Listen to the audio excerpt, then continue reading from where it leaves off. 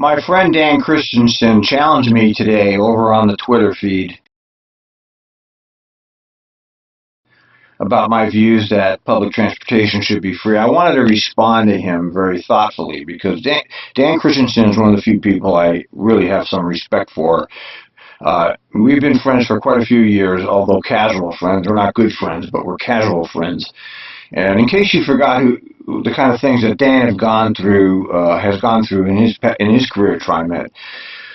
Oh, about 7 or 8 years ago, Dan was embroiled in his own little controversy over at TriMet because he wrote a short story. He wrote a short story for his blog. It had nothing to do with his bus driver job, but he wrote this short story. And if you understand, when you work for TriMet, they own you, okay? This is the thing that I've been talking about forever. They own your ass, and if you do things off the job that they don't like, they can penalize you on the job. And he wrote this short story, and he was taken out of duty for it. Drivers after he posted a rant against bicyclists on a personal blog. The blog post titled, "Portland, Kill This Bicyclist," was posted by Dan Christensen. It's since been removed. The blog post included a picture of a bicyclist taken by a bus passenger along Southeast Hawthorne. TriMet says it has taken it a step farther as well and forwarded the case to the district's attorney's office for investigation. You see what they did to him. They took him off duty and they sent the case to the district attorney. They actually sent Dan Christensen's case, because he didn't do anything, but he wrote a short goddamn story, and these assholes that run TriMet actually sent it to the district attorney. This is who you fucking work for, people. Remember, this is important. I get all kinds of criticism. Oh, you're too hard on TriMet. Oh, you're obsessed with TriMet. Oh, this, Al, you gotta move. I get lots of criticism, but I'm never gonna give up this bone, okay? I'm a dog with a bone. They don't get to win, okay? They don't get to beat me on their terms. I get to say what I want now. And when they started making up false complaints about me, that's what solidified my so-called disgruntled bus driver attitude. All right, so they put, I can't even express to you the outrage. Even I feel now when I see this video clip that these assholes that run the TriMet Transit District, these are all the same people in charge now that were 8 years ago when Dan went through this, actually had the nerve to send this to the district attorney. All right, I'm sorry about getting so worked up, but when I think about it even now, this is a long time ago this happened to him, and at the time, I publicly ranted about the situation with him being treated like I was the only one that stood up for him. Everybody, you know how people are at TriMet. Oh my God, don't stand up for anything. I'm scared to lose my job. You take a position against TriMet, they'll fire you. They won't promote you. Who knows what they'll do? Well, that may be true, but if you don't stand up to these people, you let them run right over you, well, then you're just a goddamn coward. This is not the point of this video. The point of the video was I made this comment that transit should be free, and Dan challenged me on that, and he said, why should it be free? And I tried to explain, you can't explain anything on Twitter. It's 140 characters. And I made some little video. I was exercising at the time. But let me be more clear about it right now. TriMet and public transportation in general is a industrial complex. And do you understand what an industrial complex is? An industrial complex is a part of a government function or a corporation that exists to squeeze money out of the citizens.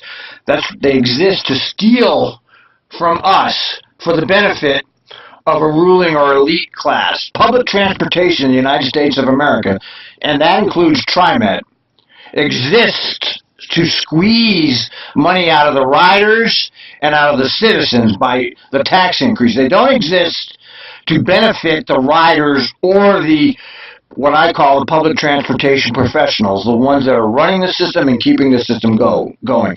It exists to squeeze the money out for people like Stacy and Whitbeck, Parsons Birkenhoff, Neil McFarlane, who's an agent of these people, okay? Neil McFarlane, who's at $300,000 a year now, even though the TriMet service has steadily gone down the tube since the Orange Line came online. TriMet services are about the worst they've ever been. Now, I can say that with confidence because I listen to it. I'm the only person out here in the world that's listening to the daily operations. Nobody else is listening. Nobody cares about this stuff but me. And I can tell you that it's shit, okay?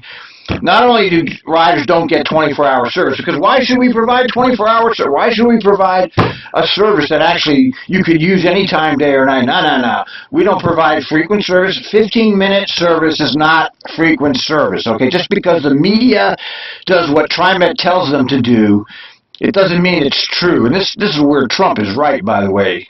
The fake media is the fake media, okay? They lie. He's right about that. I mean, there's 100 things he's wrong about, but one of them that he's right about is that it's a fake media. They take the agenda of whoever's writing their paychecks and push it forward. For example, in case you don't remember, the retirees who retired lost their health care benefits they were promised. We all retired under the assumption that we were going to get our health care paid for. Well, in 2012, that asshole Neil McFarlane and his puppet, Stedman, decided we weren't going to get it. Okay, we all retired. And we thought we had our health care paid for, but they lied to us. Okay, they changed it. They changed it after we were retired. We can't go back now. Okay, they stole our money out of our pockets at the same time they put in a $1.5 billion unnecessary light rail line to a town of 20,000 people. Okay, this is what really happened. So there was a $1.5 billion to pay Stacy and Whitback and all the associated insiders, but they couldn't pay us what they promised us for our retirement benefits.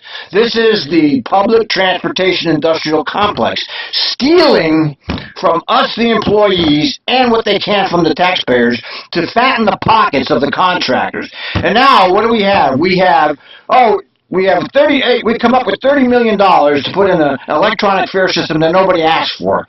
Nobody wanted this, nobody asked for it. It was the TriMet executives keeping that capital projects monster, which is running the agency, alive. They decided we're going to spend $30 million on this, and there it was, okay? They spent $30 million on a radio system that doesn't work. Nobody says a thing.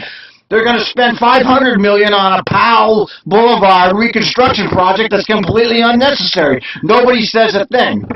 Okay, meanwhile, the riders get shit for service, the employees get screwed, and McFarlane gets a raise.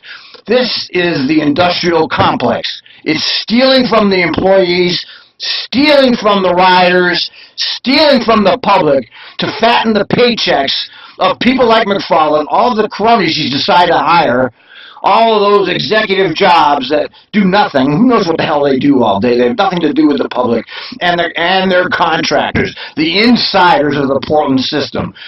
It's an industrial complex. It only exists to serve the elite. Doesn't exist to serve the employees. Doesn't exist to serve the riders.